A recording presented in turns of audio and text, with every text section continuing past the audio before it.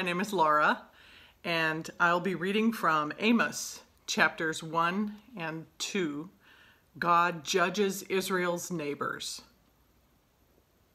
The words of Amos, who was among the shepherds of Tekoa, which he saw concerning Israel in the days of King Uzziah of Judah, and in the days of King Jeroboam, son of Joash of Israel, 2 years before the earthquake. And he said, "The Lord roars from Zion and utters his voice from Jerusalem. The pastures of the shepherds wither, and the top of Carmel dries up. Thus says the Lord, for 3 transgressions of Damascus, and for 4 I will not revoke the punishment.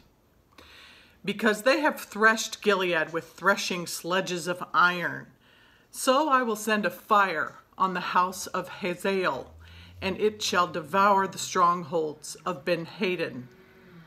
I will break the gate bars of Damascus, and cut off the inhabitants from the valley of Avon, and the one who holds the scepter from Beth-Eden, and the people of Aram shall go into exile to Kir, says the Lord. Thus says the Lord, for 3 transgressions of Gaza, and for 4 I will not revoke the punishment. Because they carried into exile entire communities to hand them over to Edom. So I will send a fire on the wall of Gaza, fire that shall devour its strongholds. I will cut off the inhabitants from Ashdod, and the one who holds the scepter from Ashkelon. I will turn my hand against Ekron, and the remnant of the Philistines shall perish, says the Lord God. Thus says the Lord, for 3 transgressions of Tyre, and for 4 I will not revoke the punishment, because they delivered entire communities over to Edom, and did not remember the covenant of kinship. So I will send a fire on the wall of Tyre, fire that shall devour its strongholds. Thus says the Lord. For 3 transgressions of Edom, and for 4 I will not revoke the punishment.